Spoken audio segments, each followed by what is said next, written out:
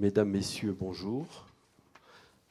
Nous sommes ravis de vous accueillir pour cette 8e conférence que nous organisons avec Grant Thornton et General Electric, dont je salue ici la présence.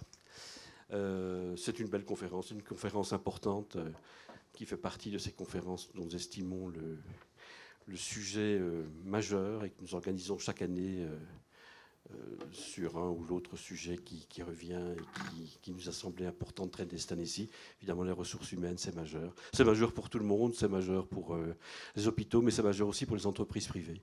Ce qui marque d'ailleurs tout l'intérêt que nous lui portons. Et d'ailleurs, je vous présente notre président de Grant Thornton France, Robert Dambeau. Bonjour tout le monde. Voilà, qui va vous présenter à la fois Grant Thornton et qui va introduire la journée. Voilà. Robert, c'est à toi. Merci Paul. Bonjour tout le monde. Alors je vais pas vous présenter Grant Thornton parce que finalement c'est pas l'objet du jour. Et puis ce serait peut-être un peu long. Mais en tous les cas, je voulais vous dire que c'est avec vraiment un infini plaisir, un grand plaisir donc, que nous vous accueillons ici et qu'on vous souhaite la bienvenue chez Grant Thornton. En mon nom, bien sûr, et celui de mes associés, mais aussi celui de notre partenaire, General Electric, qui est parmi nous. D'ailleurs, où est-ce qu'elle est, la représentante de GE, qu'on puisse la saluer. Voilà. Bienvenue. La gestion des ressources humaines, donc, c'est la thématique fort opportune de cette conférence. Et en cette période de profonde mutation, caractérisée par une pénurie de collaborateurs, eh bien, c'est la première préoccupation des chefs d'entreprise.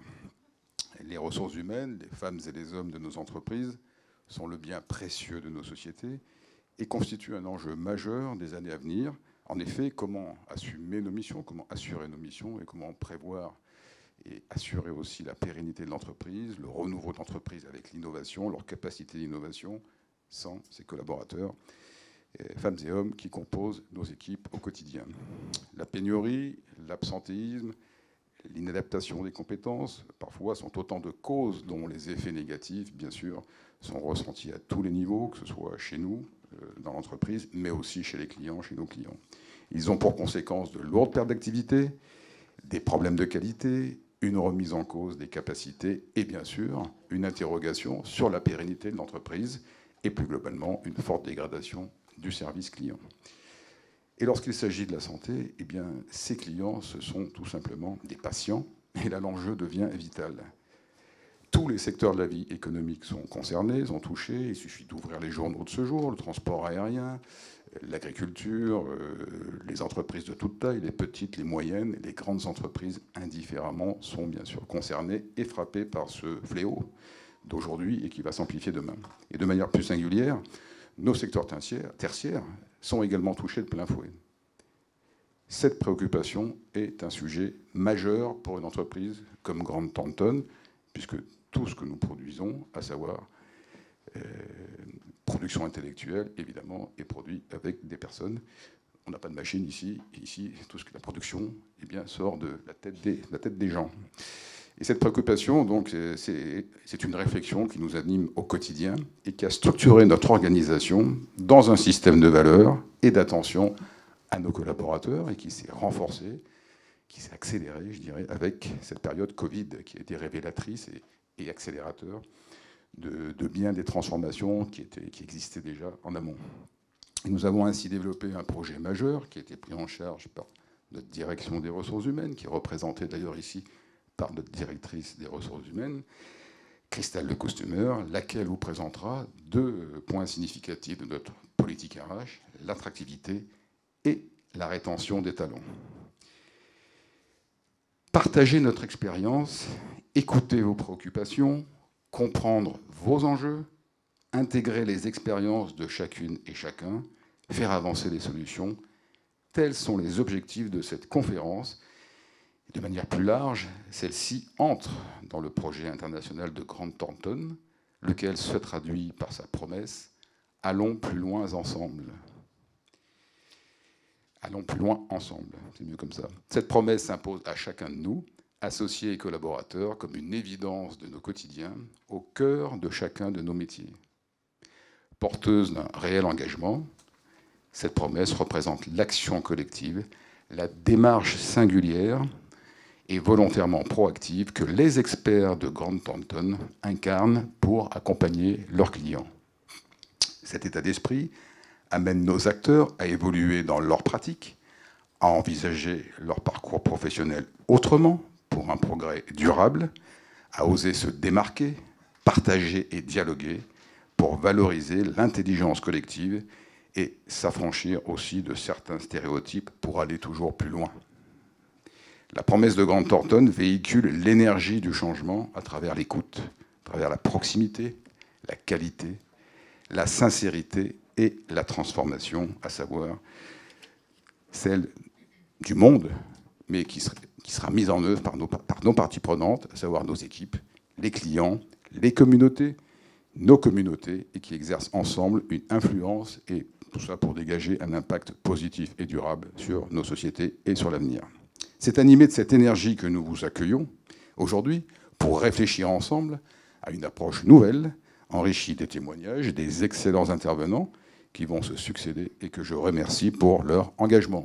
Alors, dans cette réflexion, je vous propose tout simplement d'aller plus loin ensemble. Merci.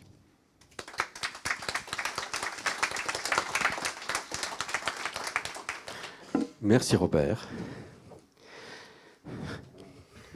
Nous avons le plaisir et l'honneur d'accueillir maintenant Zéna Briet, que beaucoup de gens parmi vous connaissent certainement, déléguée générale de la FHF, qui nous fait l'honneur d'être là aujourd'hui, mais qui nous a fait le plaisir de venir si souvent aux conférences et dont nous apprécions tellement le savoir. Voilà. C'est à toi, Zénab. Merci beaucoup, cher Paul. Monsieur le Président, Madame la Directrice Générale de General Electric Healthcare, Mesdames et Messieurs, chers collègues, c'est effectivement un plaisir de vous retrouver et j'avoue que vos thématiques suscitent énormément d'intérêt, également de l'interrogation, Monsieur le Président. Et puis, dans le contexte que nous vivons, à l'instant aussi démocratique aussi inédit qu'incertain, gageons que l'intelligence collective, l'éthique, le respect d'autrui nous amèneront à faire évoluer aussi les attentes de nos concitoyens et bien sûr en matière de ressources humaines des professionnels que nous sommes amenés à recruter. Alors, à l'heure où beaucoup s'interrogent sur l'avenir de l'hôpital public, puisque en ce qui me concerne, je suis là pour parler de l'hôpital public et sur son rôle, il est nécessaire de rappeler que lors de la crise sanitaire, l'hôpital a tenu son rang et a constitué un indispensable bouclier sanitaire pour notre nation. La crise, ou les crises, si nous ajoutons à la crise sanitaire celle du sens des métiers et celle de l'organisation de notre système de santé, nous oblige pourtant à changer de modèle et donc à repenser l'efficacité de notre système de santé. Posons-nous juste une question. Est-il intéressant, bien sûr, d'accroître notre espérance de vie? Nous en sommes fiers. Ceci dit, notre espérance de vie en France s'accroît avec incapacité. Alors nous savions que les pays scandinaves le faisaient réussissaient beaucoup mieux que nous, mais enfin nos voisins latins nous dépassent. Donc autant redonner du sens également à notre système de santé pour qu'il soit efficace. Alors au-delà de l'engagement exemplaire de nos professionnels, 2 ans après le début de la gestion de la pandémie, nous restons au milieu du gué. Le Ségur de la santé nous a offert de nouvelles marges de manœuvre pour renforcer l'attractivité de nos métiers, c'est incontestable. Les hausses de rémunération sont inédites. Négociées durant l'été 2020 et pour la plupart d'entre elles en 2021 viennent rattraper un certain retard. Sans rentrer dans les détails, tout cela est en effet important et mérite d'être souligné. Toutefois, et ce n'est pas propre qu'à notre secteur, si la rémunération constitue un élément important de l'attractivité, nous le voyons encore aujourd'hui, avec davantage d'acuité, malgré les efforts inédits, elle est loin de suffire. D'autres attentes s'expriment. Et je suis certaine que certains parmi vous auront les réponses aussi. Faciliter l'accès à un système d'information simple d'utilisation, à des équipements et des locaux de qualité, alléger les circuits de décision, redonner du souffle en offrant des améliorations organisationnelles et des possibilités d'évolution dans leur carrière. La reconnaissance de la pénibilité des conditions de travail et des suggestions assumées par des équipes doit être encore renforcée. En effet, à l'heure où la contrainte, je ne sais pas s'il faut utiliser la contrainte, mais en tout cas, certaines obligations qu'imposent parfois certains métiers et qui sont inéluctables interrogent, et interrogent à juste titre. En effet, seuls 25% des professionnels ont une semaine de travail standard du lundi au vendredi. Cela signifie que 75% des professionnels travaillent en horaire variable ou encore en horaire atypique, travail de nuit, astreinte, garde, etc. On le sait, les éléments de la motivation au travail tiennent à différents aspects. Si la rémunération en est un corollaire, comme je le disais, elle n'est pas seule suffisante. Je le rappelle, et de nombreuses études le démontrent, la motivation au travail tient à 5 critères. En premier lieu, les conditions de travail et plus largement la qualité de vie au travail. Notion dont on sait qu'elle revêt de nombreux aspects. L'ambiance de travail, tout d'abord. L'équilibre entre vie personnelle et vie professionnelle. La reconnaissance, le contenu des missions confiées. En deuxième lieu, une communication transparente et l'instauration d'un management participatif, où règne une relation de confiance entre l'encadrement, qu'il soit médical ou paramédical, et ses équipes. Déléguer la fonction managériale aux équipes leur permet de gagner en autonomie et de déployer toutes leurs compétences et leur savoir-faire. En troisième lieu, une culture d'établissement basée sur des valeurs communes et partagées. Une marque employeur forte donne un sentiment de fierté et d'appartenance. En quatrième lieu, la formation, formée régulièrement, permet d'améliorer les compétences, de se sentir utile, de se sentir à la hauteur de ce qui est demandé, mais également l'implication dans le service. Et en dernier lieu seulement, la rémunération. On constate en effet cette réalité qui ne peut être occultée, malgré les efforts des établissements au quotidien, malgré les revalorisations salariales du Ségur. Dans tous les secteurs de la fonction publique hospitalière, à des difficultés de recrutement préexistantes, se conjugue une augmentation de plus 1 à plus 2 points d'absentéisme qui caractérise la fatigue et la lassitude des professionnels du soin. Alors, quelles solutions pouvons-nous apporter ? Ces solutions ne peuvent que s'appuyer que sur un management de proximité qui développe auprès de son équipe un sentiment d'appartenance fort, ancré et offrant de l'autonomie. Reconnaître l'utilité et la diversité des métiers du soin, repenser les coopérations des professionnels autour et avec le patient en ville comme à l'hôpital, redonner des capacités d'action à chaque agent pour participer aux décisions et à la vie de son service, de son pôle, font partie des défis vitaux à relever.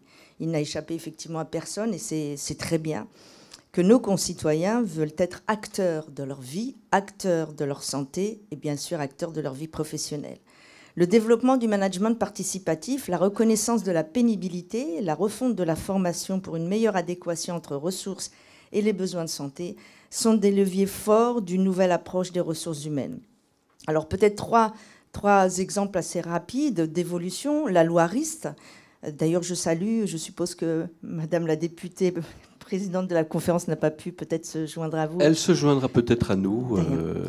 Je l'ai eu en ligne quand elle a été réélue. Elle dit, je vais essayer de venir. Bon, évidemment, il y a quelques discussions pour l'instant. Oui, j'imagine. Portant modification du système de gouvernance et intégrant le management participatif comme condition essentielle de la prise de fonction de tout nouveau manager hospitalier, chef de pôle, chef de service, cadre de proximité, à poser les principes. Il leur faut à présent prendre vie au quotidien.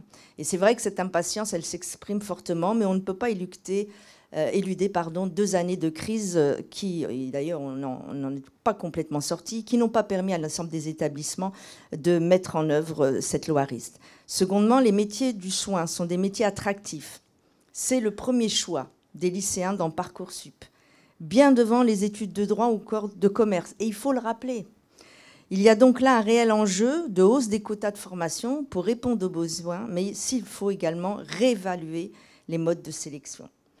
Troisième point, les professionnels de soins changent moins de métier que d'autres professionnels.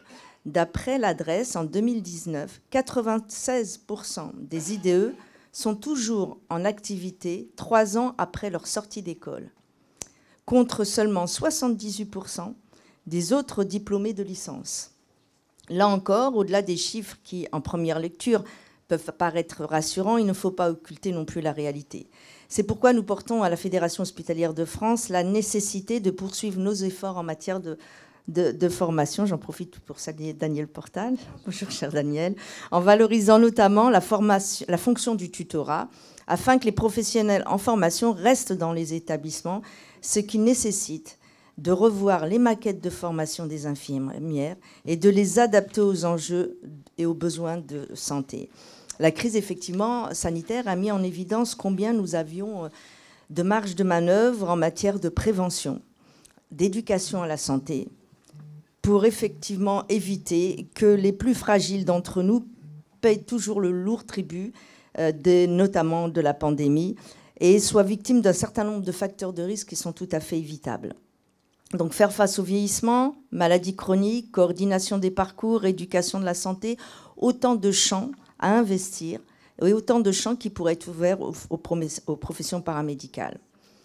Il convient également de souligner que malgré la crise sanitaire, les établissements, et j'en profite pour saluer le président de l'association des DRH, cher Mathieu, les établissements sont restés proactifs pour améliorer leur attractivité à travers leur politique de recrutement, intégration, de management et de formation et d'accompagnement des parcours professionnels.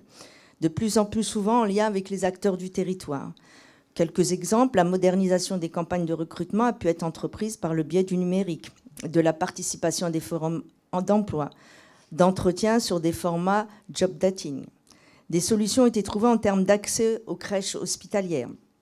L'accès à un logement a été facilité par la mise en relation avec un bailleur social, par la gestion directe à un parc de logements hospitaliers ou bien par le biais d'une société de gestion immobilière.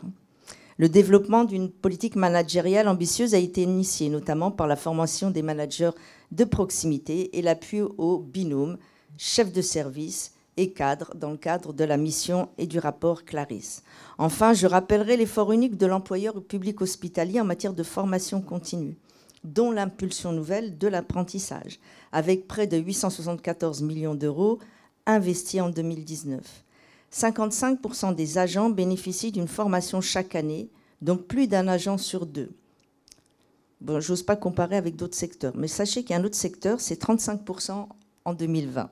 Soyez-en certains, la Fédération hospitalière de France est pleinement engagée pour faire reconnaître l'importance de cette problématique et continue de promouvoir les bonnes pratiques en matière de recrutement, d'attractivité, avec la diffusion de guides, de méthodes, l'organisation de webinaires et d'événements qui permettent le partage de ces bonnes pratiques avec des retours très éclairés, des retours d'expérience positifs. Mais il reste encore de nombreux chantiers à traiter pour accompagner cette modernisation et passer à la vitesse supérieure. Je n'en citerai que certains, les plus urgents: rémunérer la pénibilité des suggestions à leur juste niveau. Garde et travail de nuit, c'est-à-dire valoriser davantage ce qui est pénible dans le quotidien des professionnels de santé, contexte d'une attention croissante à l'équilibre entre la vie familiale et professionnelle, et je dirais aussi au phénomène à la fois de société, et c'est à juste titre, d'apprécier différemment la pénibilité et la contrainte.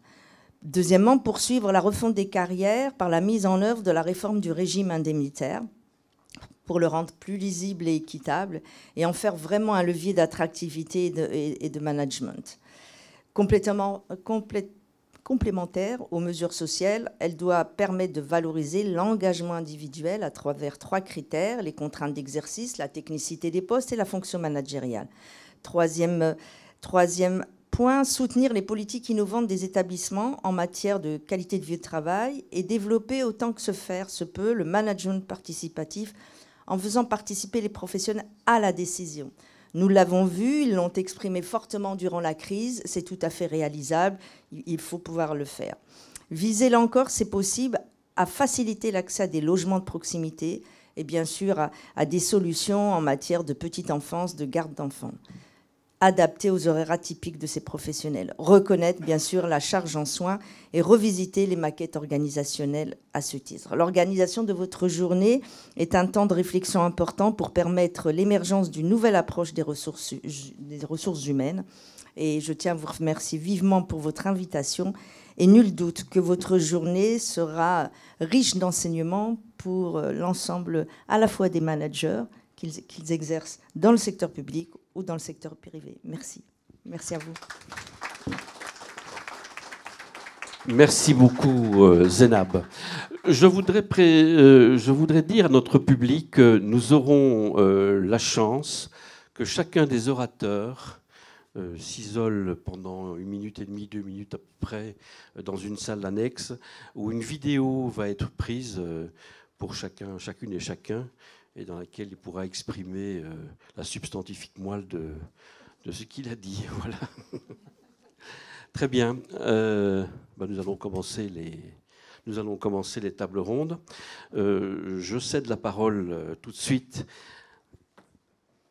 à Madame Hélène Baron-Bual, qui est notre associée en charge nationale du secteur public. Et évidemment du secteur hospitalier, dont elle est d'ailleurs commissaire aux comptes, une dizaine d'établissements et plusieurs CHU dont nous avons le plaisir d'accueillir ici la direction. Merci. Voilà. Merci Paul. Bonjour à toutes et tous. Alors, mesdames et messieurs les professeurs, médecins, personnel de santé, mais aussi directeurs généraux, directeurs d'administration hospitalière et en particulier les DRH, professionnels ou proches de santé, représentants des 4 grandes fédérations, FHF, FHP, FEAP, Unicancer, et des grands syndicats de praticiens hospitaliers, internes et infirmiers. Donc la seule énumération de vos grades et qualités montre à la fois le large spectre des métiers de santé impactés par la problématique que nous allons aborder aujourd'hui, mais aussi notre volonté de rassembler ce qui constitue, je pense, une des particularités des conférences de Grant Thornton, tous les acteurs qui concourent à cette réflexion. Alors, sur ces conférences, c'était la 8e conférence que nous organisons sur le secteur de la santé. On a traité beaucoup de thèmes sur les déficits hospitaliers, sur exporter la santé, sur la RSE aussi. Beaucoup de thèmes transversaux. Et cette année, effectivement, le thème autour des ressources humaines. Alors, on l'a évoqué en introduction, Madame Briette, évidemment. La gestion des ressources humaines aujourd'hui, elle est complètement en crise dans de nombreux secteurs. Elle a été accentuée par la crise Covid. Alors, on assiste à ce que certains appellent la grande démission, ou, parce qu'on ne veut pas citer le mot, à ses conséquences. Alors moi, ça fait plus d'une dizaine d'années maintenant que j'ai l'honneur d'accompagner un certain nombre d'établissements publics de santé. Et c'est vrai qu'aujourd'hui, sur ces 10 années, on voit clairement une dégradation en termes de gestion de ressources humaines et difficultés pour l'hôpital. Alors cette difficulté, elle était déjà là avant la crise Covid et elle devient, dans le contexte actuel, extrêmement critique. Des services d'urgence fermés, faute de personnel, l'angoisse de l'organisation des mois d'été sont la triste réalité d'un certain nombre d'établissements. Donc nécessairement, l'approche des ressources humaines à l'hôpital s'est imposée comme thème pour cette 8e conférence. Alors évidemment, je remercie l'ensemble des orateurs. Nous avons réuni aujourd'hui plus de 20 intervenants avec 3 objectifs. D'abord, briser les tabous. On parlait franc, mais je pense que c'est l'objectif de toutes nos conférences. Partager les bonnes pratiques, et vous verrez qu'elles sont nombreuses. Et puis, contribuer à cette dynamique qu'on observe en matière d'innovation sociale. Et ce, on va dire, sur tous les segments de la santé en France. Alors, nous avons organisé cette journée autour de 4 tables rondes. Une première qui va concerner les schémas de charge et d'adéquation de compétences. Nous ferons une petite pause pour la logistique de certains à l'issue de cette première table ronde. Nous aborderons ensuite la thématique du bien-être des personnels, donc au cœur de l'organisation. Pour arriver à 12h30, donc à l'heure de notre pause déjeuner. Nous aurons un discours évidemment d'introduction de notre après-midi avec une troisième table ronde sur la dynamique de motivation professionnelle au sein de l'hôpital. Et enfin, nous terminerons par une quatrième table ronde sur l'interaction entre les services médicaux et administratifs.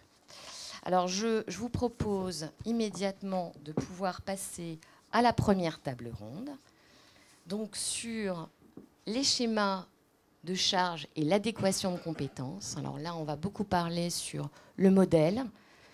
Peut-être aussi essayer de briser un peu le tabou de certains postulats sur l'organisation de l'hôpital, l'organisation de la filière de soins.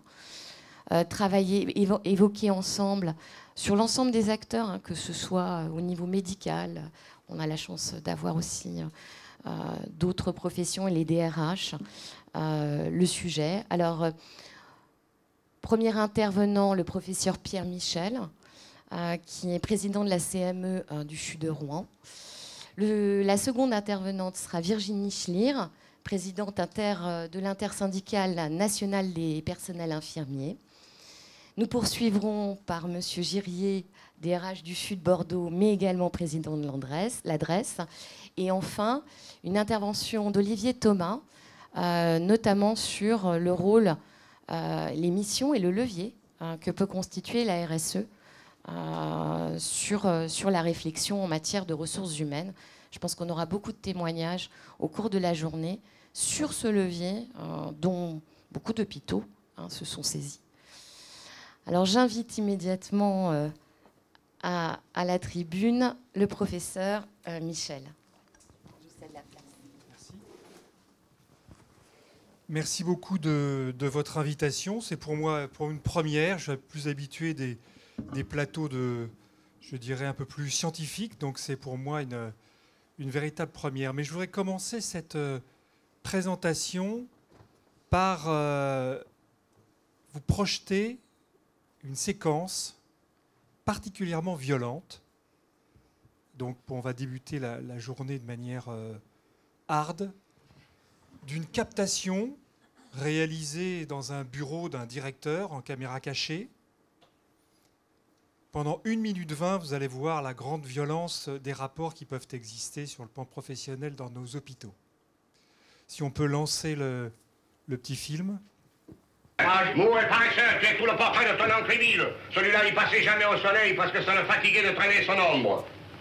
Tu es un rêvasseur, mais tu connais pas ton métier. Je le connais pas. Tu ne le connais pas, ton métier. Tu ne le connais pas, ton métier. Là, tu sais pas encore doser un vermouth cassis ou en mandarin citron.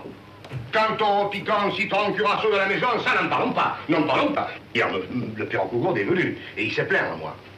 Oh, c'est pourtant pas difficile, voyons. Tiens, regarde. Tu mets un tiers de curaçao. Fais attention, hein. Un tout petit tiers. Un tiers de citron. Tu vois? Un bon tiers de piquant. Tu vois? Et alors, un grand tiers d'eau. Voilà. Et ça fait 4 tiers. Hein. Et alors? Eh bien, dans un verre, il n'y a que 3 tiers. Mais imbécile, ça dépend de la grosseur des tiers. Eh non, ça dépend pas. Pourquoi ça dépend pas? Eh bien, c'est de l'arithmétique, ça. Oui, mais ne cherche pas l'arithmétique, ne cherche pas à détourner la conversation, n'est-ce pas? Voilà, vous avez compris le principe du problème. On n'est pas d'accord sur les tiers. On n'est pas d'accord sur le contenu du verre. Et c'est bien une des difficultés des relations à l'intérieur de l'hôpital entre des services hospitaliers et quelquefois des administrations.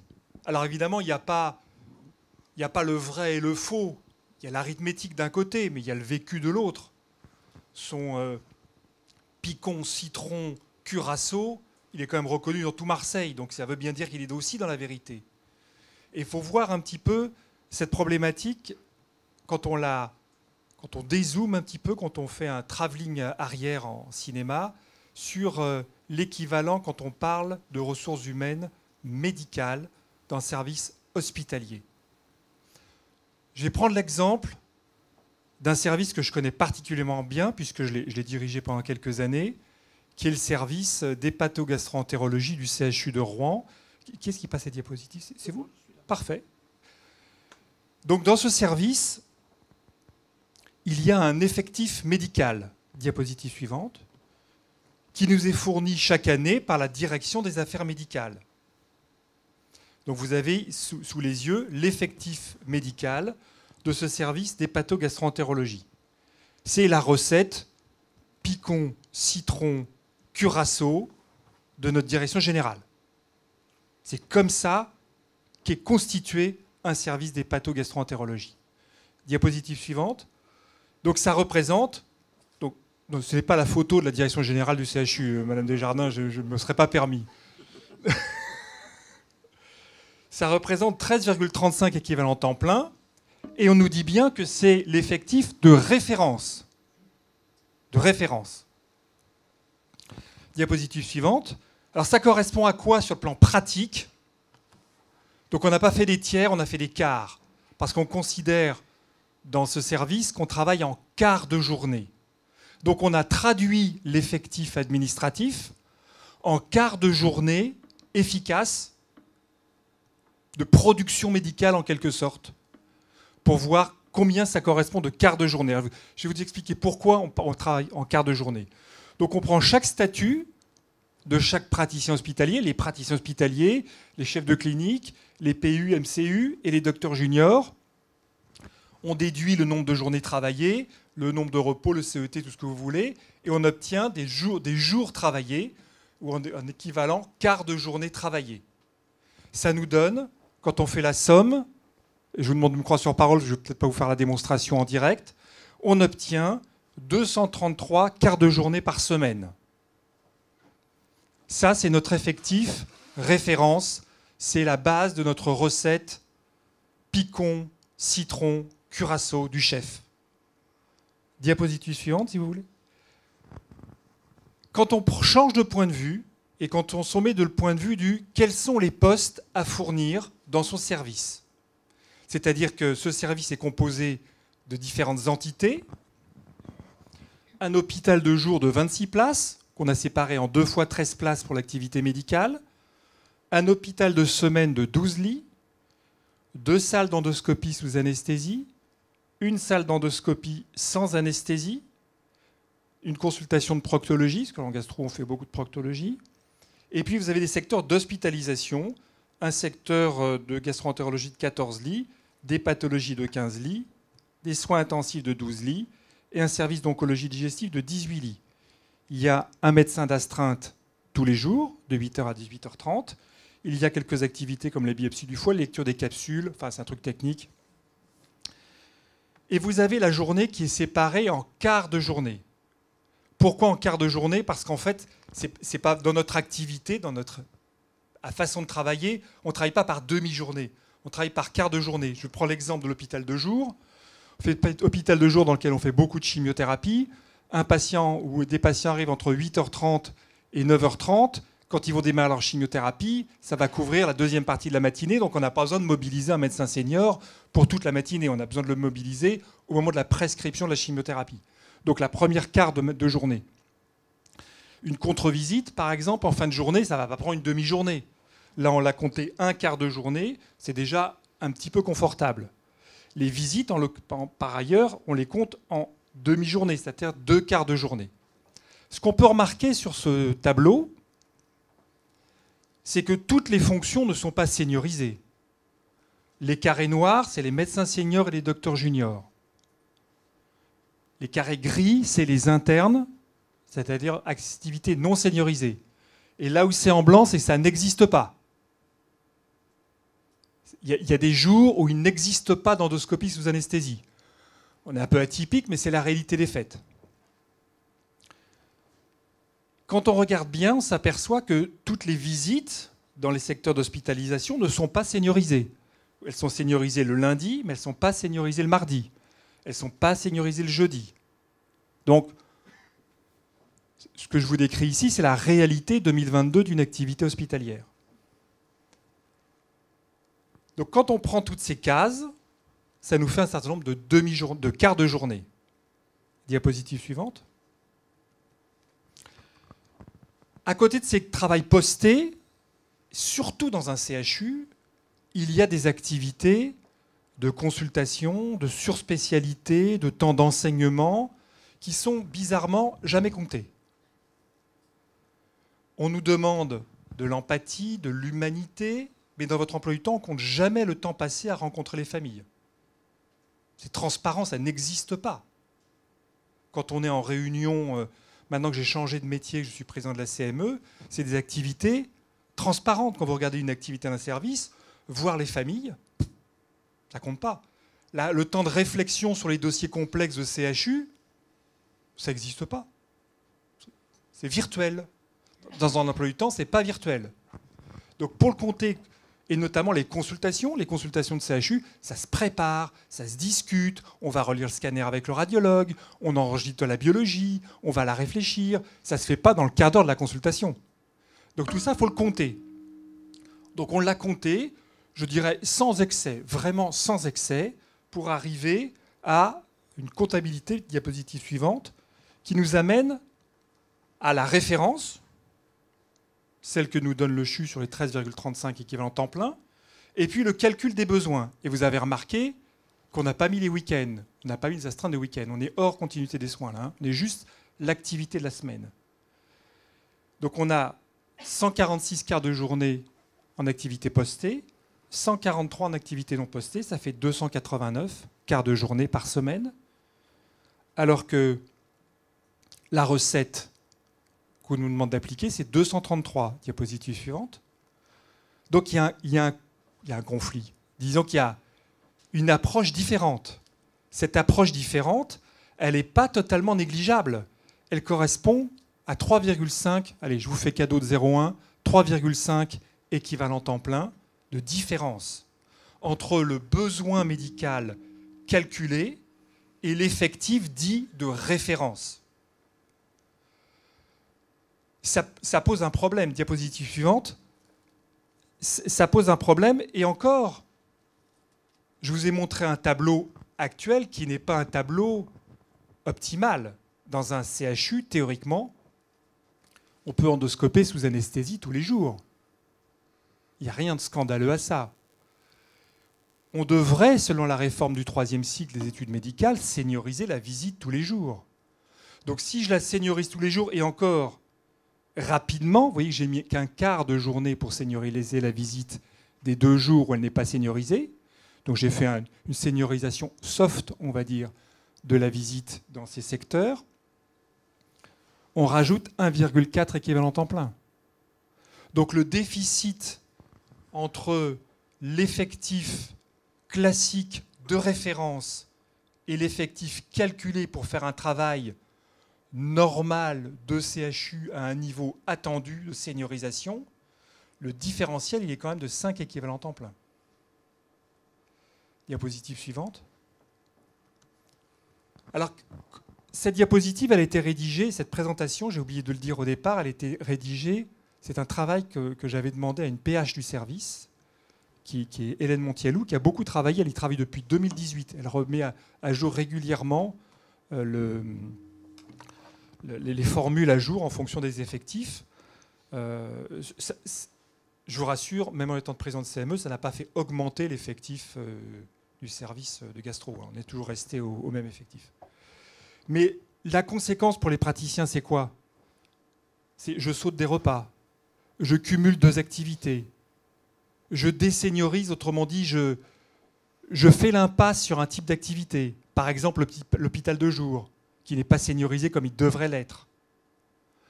Je cumule l'activité d'astreinte et une activité autre de consultation.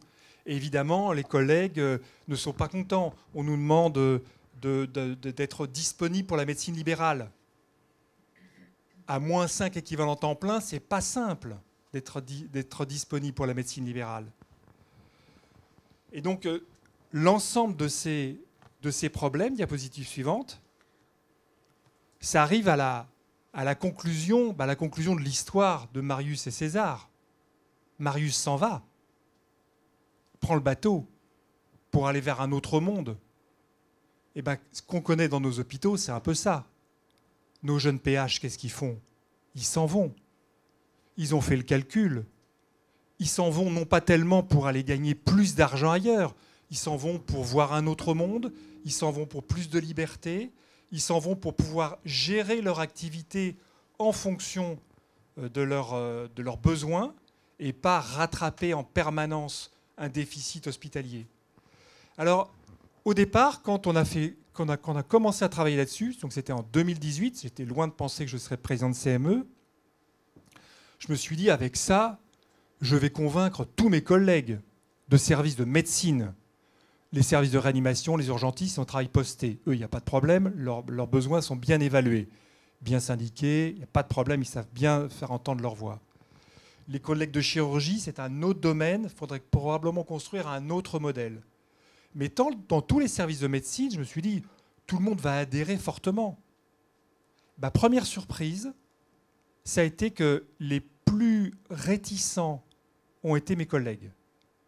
Parce que ça veut dire qu'on doit être transparent sur son activité.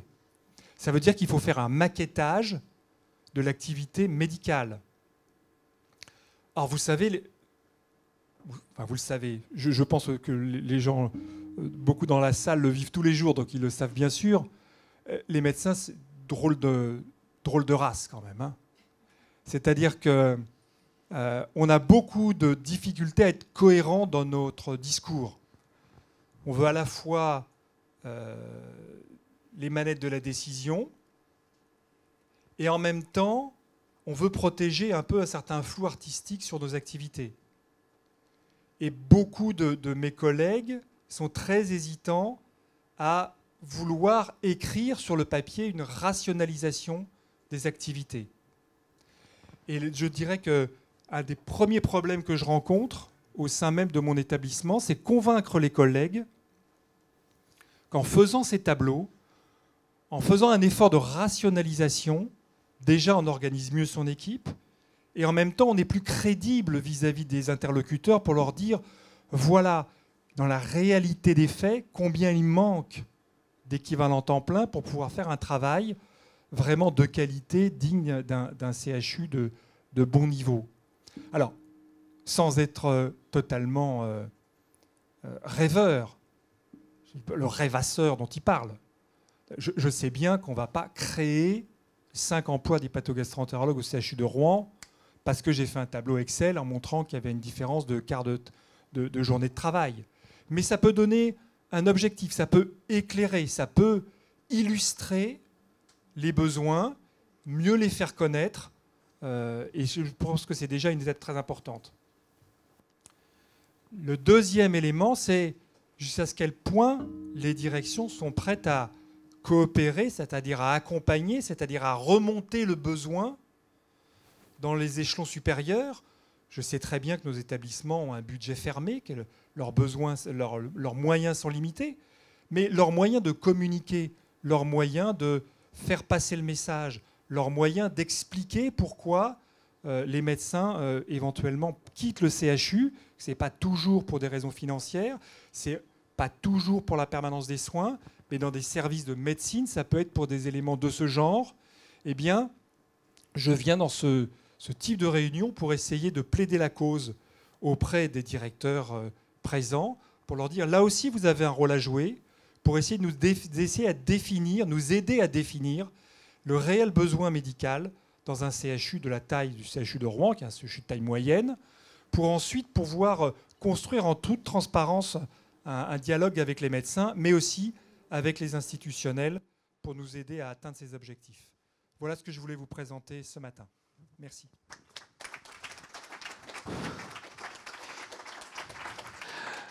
Merci vraiment, professeur, pour cette très très belle démonstration. Je vous propose que nous rassemblions toutes les questions relatives à un thème à la fin des 4 présentations que nous allons avoir, ce qui permettra, je dirais, de lancer un débat basé sur les propos de chacun. Voilà. J'ai le plaisir maintenant d'accueillir une personnalité importante également dans le secteur hospitalier, qui représente une importante association d'infirmiers.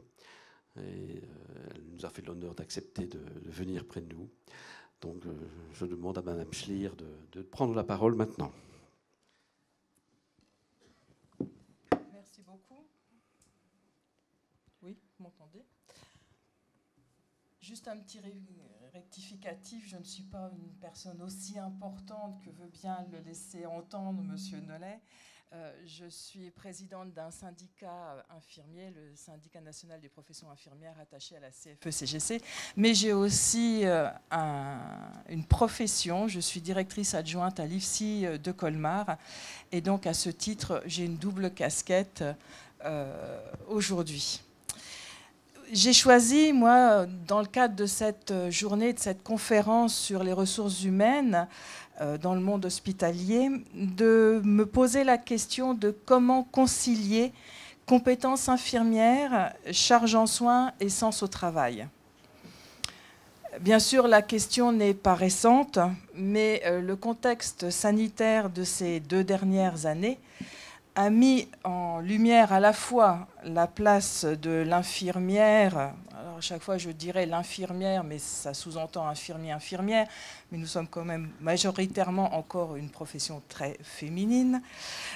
Donc à la fois la place de l'infirmière dans le système de santé français et international, les compétences infirmières reconnues et la nécessité de les étendre pour répondre aux besoins de prise en charge, la lourdeur croissante de la charge en soins et l'engagement sans faille des soignants démontrant leur motivation jusqu'à l'oubli d'eux-mêmes et au final la perte de sens au travail. L'exercice professionnel infirmier, cadré par un décret de compétences, un code de déontologie, un ordre national infirmier que nous avons bien eu pendant de longues années du mal à créer et à mettre en œuvre, doit pouvoir répondre aux besoins des usagers tout en respectant les soignants et en assurant la sécurité des uns et des autres. L'infirmière doit être capable de répondre aux besoins de santé des personnes dans le cadre d'une pluriprofessionnalité. Confrontée à la souffrance, à la douleur, à la recherche d'une solution à leurs problèmes de santé et d'un soulagement, les malades se tournent de façon spontanée vers l'infirmière. La personne prise en soin attend une réponse adaptée à son état de santé. Elle repère le professionnalisme du soignant dans le comportement, les actes et les paroles de celui-ci.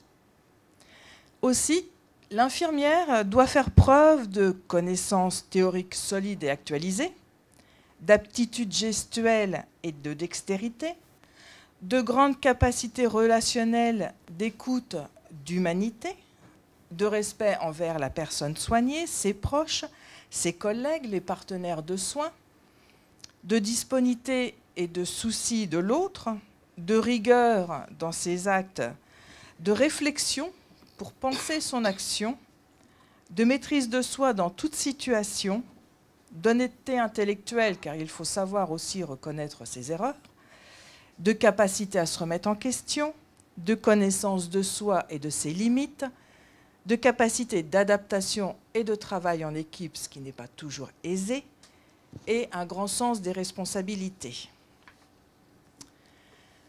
L'organisation technico-financière qui s'est imposée dans le domaine de la santé et du soin en promouvant l'uniformité des procédures, la rentabilité économique, la concurrence a écrasé les valeurs de notre profession et généré une perte de sens au travail.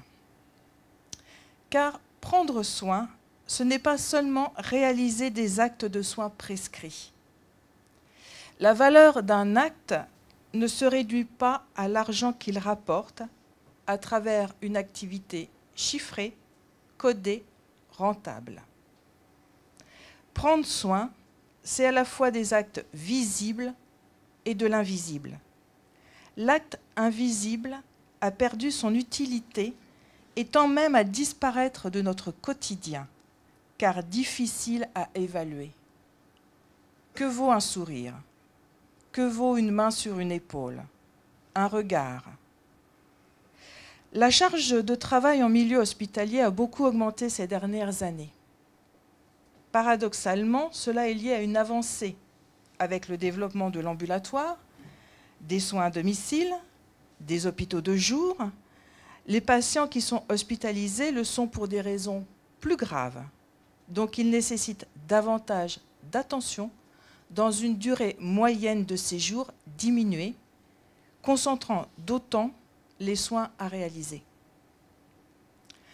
Tout ceci s'inscrit dans un contexte de vieillissement de la population, avec de plus en plus de personnes âgées et souvent seules. Mais les départs non remplacés, faute de personnel postulant, les abandons d'études des infirmiers, des étudiants infirmiers, et je suis bien placée pour le savoir, la pénurie croissante des infirmières fait qu'il y a de moins en moins de professionnels infirmiers au lit des patients. Ainsi, les infirmières travaillent toujours plus dans de moins bonnes conditions.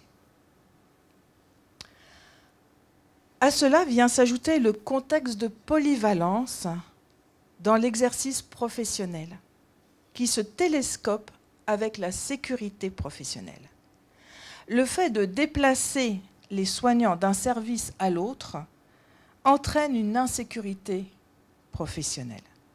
Chaque jour, à chaque geste, chaque infirmière vit avec une épée de Damoclès au-dessus de la tête. Nous sommes des êtres humains et l'erreur est humaine. Nous exerçons une profession à haut risque et nous portons la plus grande responsabilité qui soit, celle de la vie d'autrui. Or, le manque de personnel, de moyens, de repos et d'un cadre de travail correct peut devenir source d'erreur de la part de n'importe quel soignant. Ce risque d'erreur s'est majoré avec la crise Covid. Lorsqu'il a fallu remplacer les collègues malades et revenir sur les repos, modifier régulièrement les plannings au détriment de la vie et de l'organisation personnelle et familiale, appliquer le plan blanc, solution ponctuelle à un problème aigu, mais devenue la norme pendant des mois.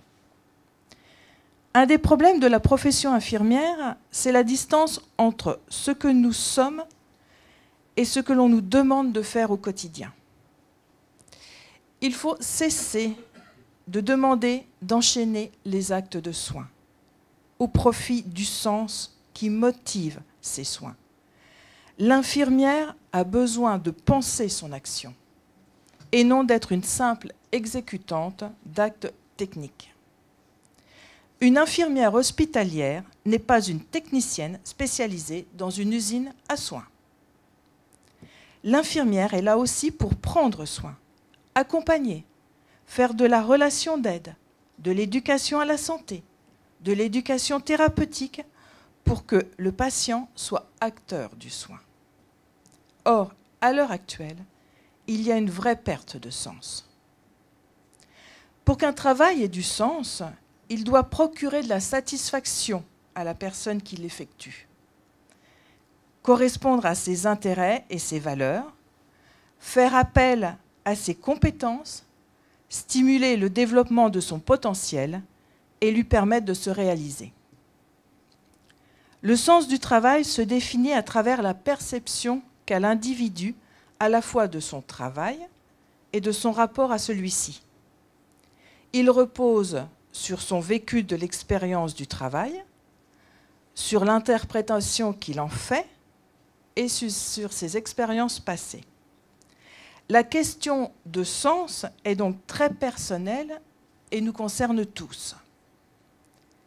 Dans le monde de la santé, l'organisation du travail, les relations interprofessionnelles permanentes et l'évolution professionnelle de chacun constituent 3 sphères dans lesquelles le soignant s'insère, trouve sa place et s'épanouit.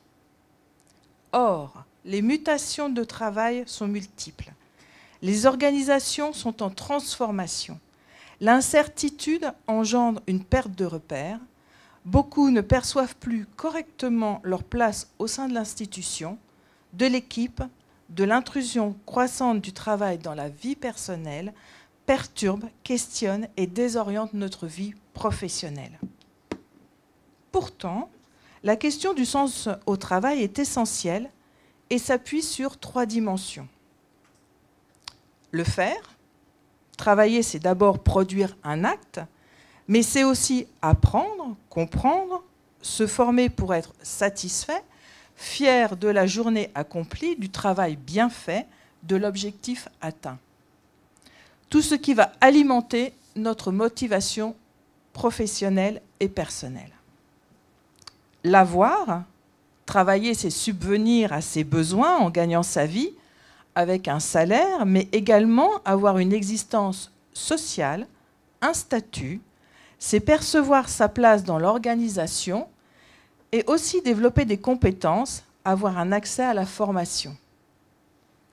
L'être, travailler pour exister, c'est un signe d'appartenance, le besoin d'être reconnu et de s'épanouir, c'est l'envie d'être utile. Alors, comment redonner du sens au travail et améliorer la qualité de vie au travail? Tel est l'enjeu qui s'impose à nous tous dans les hôpitaux. Les attentes de la profession infirmière sont depuis des décennies clairement identifiées. Créer des postes, mais avec une charge de travail compatible avec la qualité des soins. Les recommandations internationales vont vers un ratio soignant-soigné correspondant à 6 à 8 patients par infirmière selon les pathologies. Les études sur l'Australie et la Californie démontrent qu'une augmentation de la dotation infirmière est rentabilisée par la diminution de la durée de séjour, des réadmissions, de la morbidité, des erreurs médicales et du roulement du personnel infirmier. Une autre attente, même si ce n'est pas la plus importante dans la priorisation, mais c'est aussi revaloriser les salaires et reconnaître surtout les contraintes et la pénibilité du travail des nuits et des week-ends. C'est réactualiser notre décret d'exercice infirmier qui date de 2004 en respectant et en développant nos compétences autonomes. C'est revaloriser l'encadrement infirmier. Les directions doivent laisser l'encadrement redonner du sens aux actions entreprises afin de s'affranchir du carcan administratif, mobiliser les compétences pour résoudre les problèmes et donner plus de liberté aux soignants pour les responsabiliser. Nous avons besoin d'un encadrement qui soit force d'adaptation et d'anticipation, dans une dynamique collective basée sur les compétences des professionnels de santé. Des mesures urgentes sont requises pour fidéliser et renforcer les effectifs infirmiers à l'échelon de la France, mais aussi mondial. Pour conclure mon intervention, je reprendrai les recommandations du Conseil international des infirmières, qui nous alerte. La pandémie de Covid-19 a donné au monde l'occasion de réévaluer la contribution et la valeur du personnel infirmier. Mais si la réputation de la profession s'est affermie, dans la réalité de la santé et la sécurité des infirmières et des autres agents de santé, reste en danger, les mesures d'atténuation étant insuffisantes dans de nombreux pays. Pour combler cette grave lacune, le Conseil international des infirmières invite instamment les gouvernements à protéger la sécurité et le bien-être des infirmières, à leur fournir un soutien psychosocial adéquat à la lumière des traumatismes qu'elles subissent et à s'engager dans des stratégies de long terme pour renforcer la disponibilité mondiale des infirmières et du personnel de soins. Un investissement durable dans la formation, le recrutement et la fidélisation des infirmières est capitale pour gérer les besoins actuels durant la pandémie, qui est en train, vous le savez tout autant que moi, de reprendre, mais également pour répondre aux besoins futurs de la population, tout comme une rémunération juste, un travail décent et des perspectives professionnelles attrayantes. Renforcer les systèmes de santé en comblant les manques en ressources humaines contribuera à un jalon important en vue de renforcer la résilience face aux futures pandémies et favoriser la croissance économique. Les infirmières doivent être au cœur de toutes les mesures visant à rebâtir de meilleurs soins de santé pour tous. Il s'agira notamment de mettre l'accent sur la santé publique et les soins primaires, grâce à des infirmières qualifiées et expérimentées, exerçant des fonctions de pratique avancée pour protéger les collectivités de toute autre maladie à venir. Je vous remercie.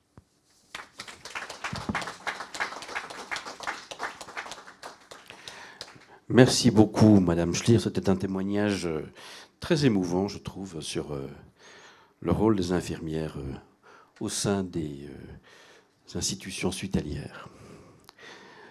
Nous avons maintenant le plaisir d'accueillir notre orateur suivant, qui est Mathieu Gérier, qui est à la fois directeur des ressources humaines d'un grand CHU, qui est celui de Bordeaux, mais aussi président de l'ADRES, donc l'association des directeurs de ressources humaines au niveau national. C'est important parce qu'il a la vue de son hôpital, mais également le partage avec ses différents collègues, ce qui fait tout l'intérêt de sa présentation d'aujourd'hui. Vous avez la parole. Merci beaucoup, Paul. Merci beaucoup à toutes et à tous d'être présents pour cette intervention. Effectivement, l'objectif va être de vous brosser à très grands traits et en quelques temps, quelques minutes, un immense défi qui est le nôtre, celui de revoir les schémas de charge de travail et d'adéquation des compétences à l'hôpital public dans le contexte que l'on rencontre actuellement. Avant de commencer ma présentation, je voulais vous dire deux choses. La première, c'était remercier Zaina Brié pour son intervention de tout à l'heure. Effectivement, je pense qu'elle a brossé très rapidement la somme immense des défis qui sont les nôtres dans les semaines, les mois et les années qui sont devant nous. L'hôpital doit se réinventer, les ressources humaines hospitalières doivent se réinventer. Je pense qu'on a déjà pas mal de ferments en place pour accompagner cette transformation. Et finalement, le sujet de la charge de travail, le sujet de l'adéquation des compétences n'est qu'un des aspects que nous allons devoir traiter dans les mois et les années à venir. Avec peut-être juste une information, je vais rester sur la vignette de titre, avec juste un petit ajout peut-être, il faudra à un moment qu'on arrive à résoudre cette équation insoluble qui est celle de la démographie. La population française a augmenté de 15% depuis 1990. Le nombre d'infirmiers en France a augmenté de 151% depuis 1990. La fonction publique hospitalière est la fonction publique qui croît le plus en effectifs depuis 1990. Et surtout depuis la mise en place de la tarification à l'activité. Et pour autant, malgré les moyens qui sont mis en place, malgré l'engagement des équipes médicales, paramédicales, de direction, on se rend compte que finalement, le défi, plus on le pousse, plus il monte la côte et finalement redescend pour recommencer son cycle.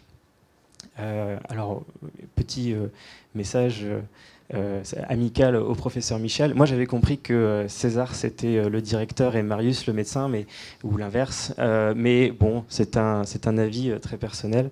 On peut, je pense, inverser les rôles. Et comme l'a dit un directeur que je connais bien il y a pas longtemps, effectivement, parfois, les médecins vont voir ailleurs, vers un autre monde.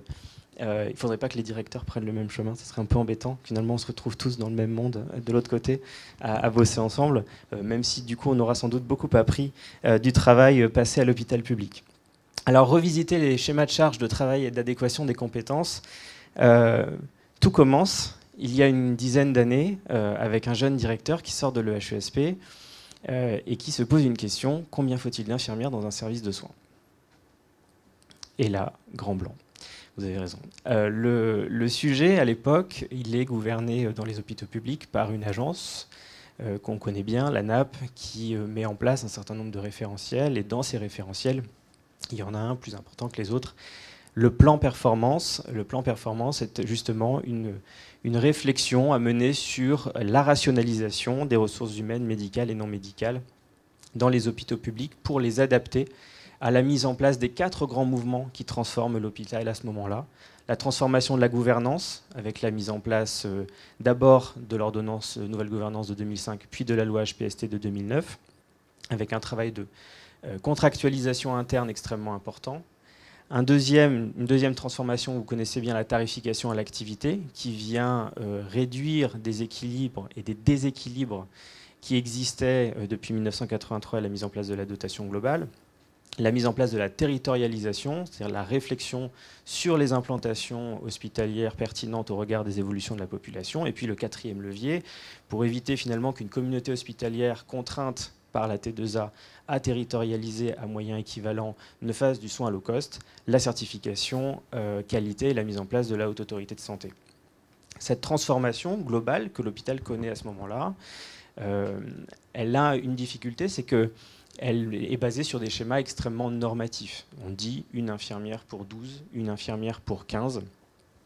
Qu'on soit dans un CHU, qu'on soit dans un CH, qu'on soit dans un CHS, la réflexion va à peu près toujours dans le même sens. Et finalement, le jeune directeur, quand il se confronte un peu à la réalité du fonctionnement, ce qu'il identifie, c'est surtout que les moyens sont flexibles, c'est la tarification et l'activité. On va être capable de créer, d'innover, de transformer. La médecine, la chirurgie, l'obstétrique sont des environnements où l'innovation technique et technologique apporte énormément d'innovations qui changent les prises en charge, qui changent les traitements, qui changent les façons qu'on a d'accueillir et de suivre sur le long terme des patients, qui pour certains vieillissent avec des pathologies, ce qui n'était pas le cas précédemment.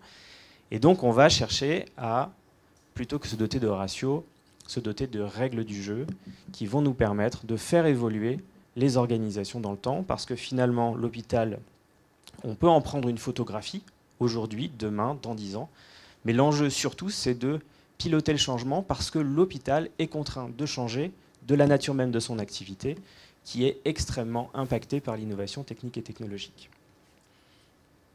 Et donc, on va s'inspirer finalement de ce que la HAS propose, la méthodologie d'accompagnement de l'amélioration continue de la qualité, en l'appliquant aux organisations. L'idée est de se dire de combien d'infirmières a-t-on besoin, de combien de soignants a-t-on besoin, de combien de professionnels a-t-on besoin. Y a-t-il une règle applicable à toutes les activités de la même façon? Non. Y a-t-il un ratio magique qui pourrait s'appliquer à toutes les organisations? Non.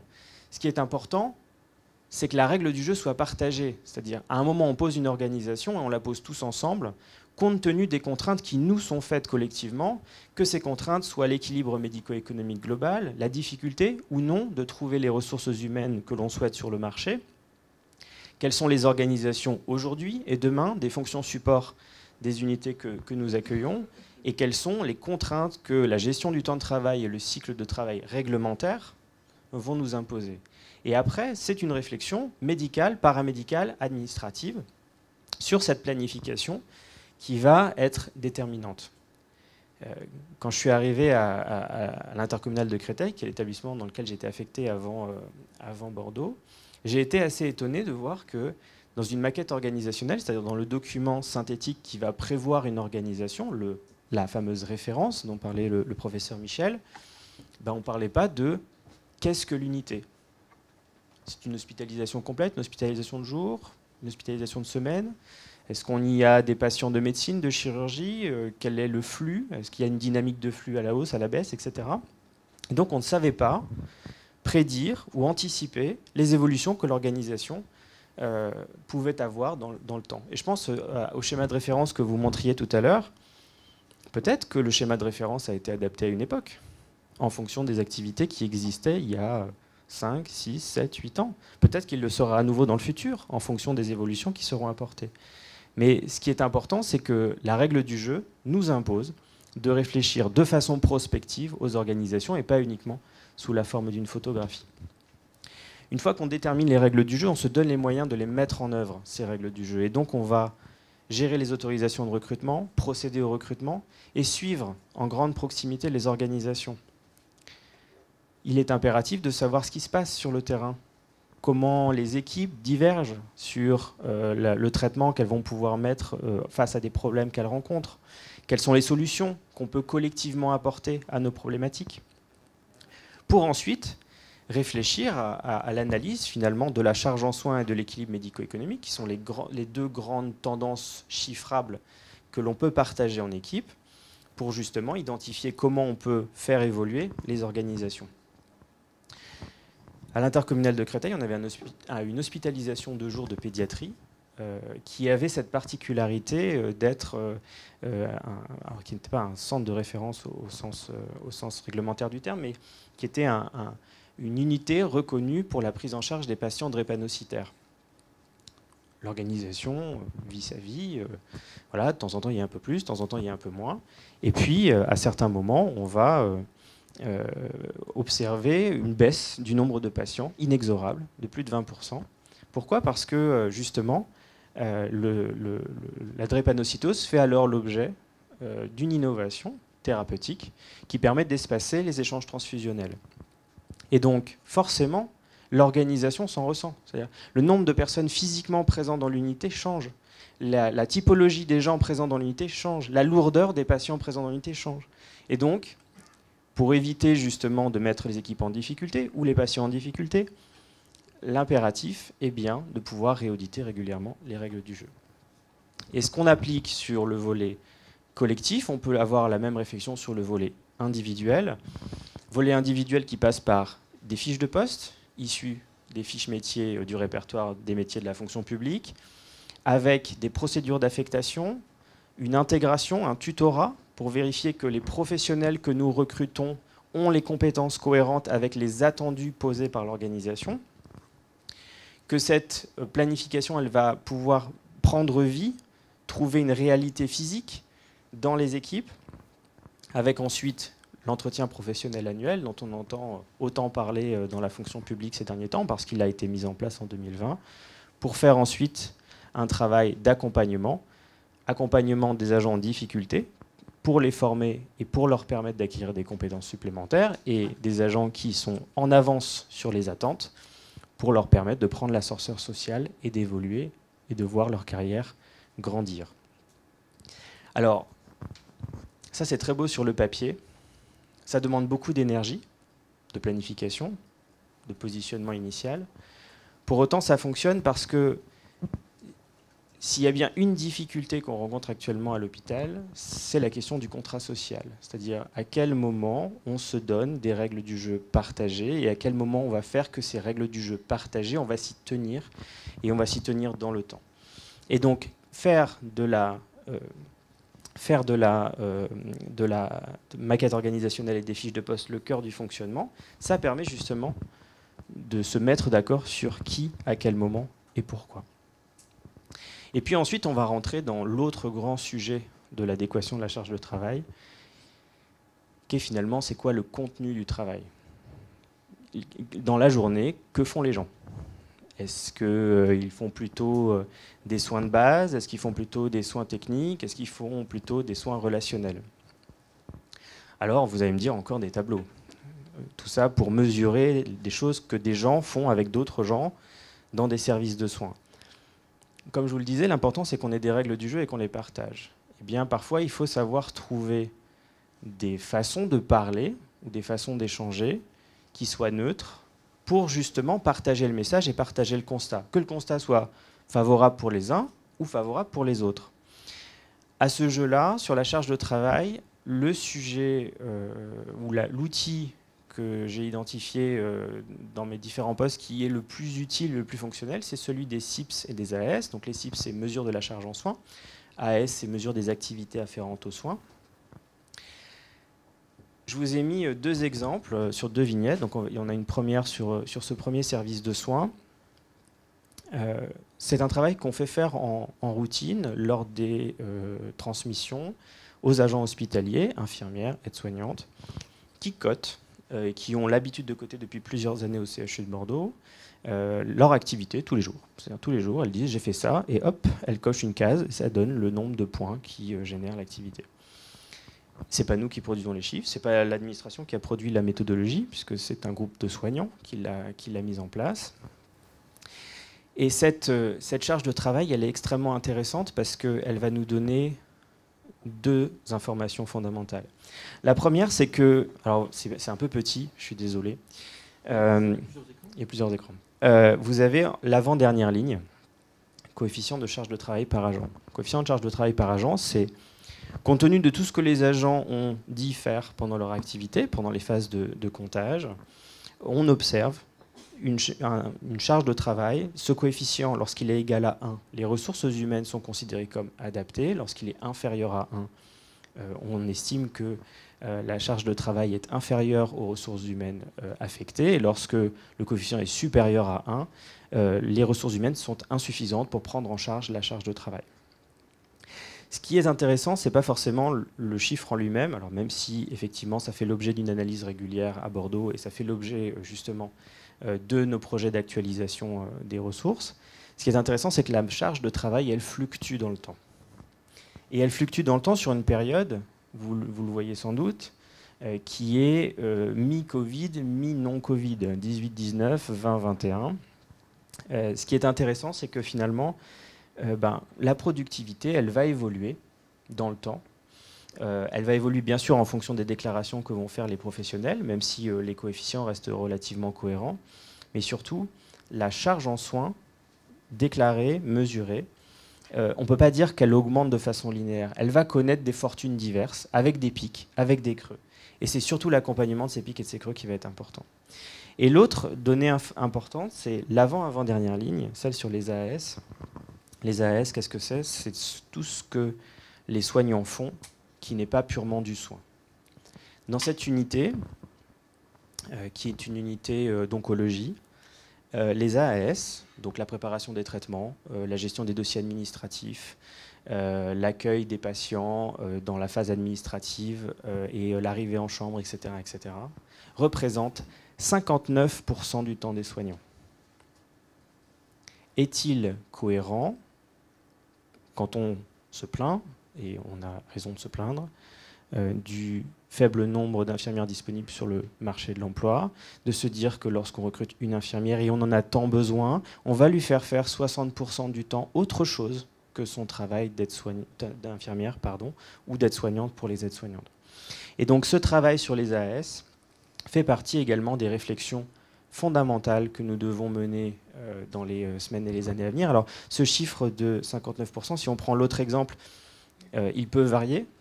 Je ne l'ai jamais vu inférieur à 35% au CHU de Bordeaux.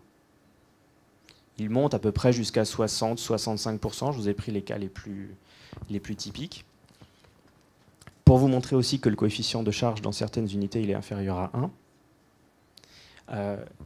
Et la répartition est à peu près moitié-moitié d'ailleurs.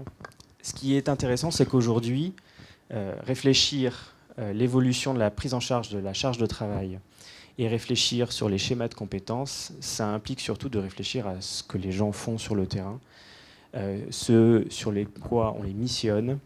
Et peut-être faut-il réfléchir effectivement à la place de l'infirmière, revoir le décret de compétences, recentrer l'infirmière et l'aide-soignante d'ailleurs sur le cœur de leurs activités. Ma première directrice des soins me répétait en boucle, il faut remettre les soignants aux soins. Et donc ça interroge pleinement aussi pour les directions des ressources humaines la stratégie de recrutement, les métiers dans les unités. À Bordeaux, face à la crise, nous avons par exemple positionné des préparateurs en pharmacie dans les unités, présents le matin pour l'accompagnement des traitements, pour décharger les infirmières. Nous avons créé une nouvelle fonction qui s'appelle le SAPI, le soignant d'accueil, parcours patient et intendance, qui sont des postes aménagés, tels qu'on les appellerait classiquement, de professionnels qui sont détachés de l'organisation pour assurer un certain nombre de fonctions spécifiques. Et donc, notre objectif, c'est de moduler le coefficient de charge et de réduire durablement les AS. En tout cas, et ce sera la conclusion de mon intervention, l'enjeu pour nous est de réfléchir tout azimut, de voir finalement toutes les thématiques qui s'ouvrent à nous dans cet environnement complexe et comment dire, à rebondissement qu'est l'hôpital public aujourd'hui. Par contre, à toute difficulté, on peut y voir une opportunité. La réflexion nous ouvre aussi des champs nouveaux d'expérimentation, de développement ensemble avec les équipes. Et c'est en tout cas sur ça que les membres de l'adresse et les DRH sont mobilisés. Bravo.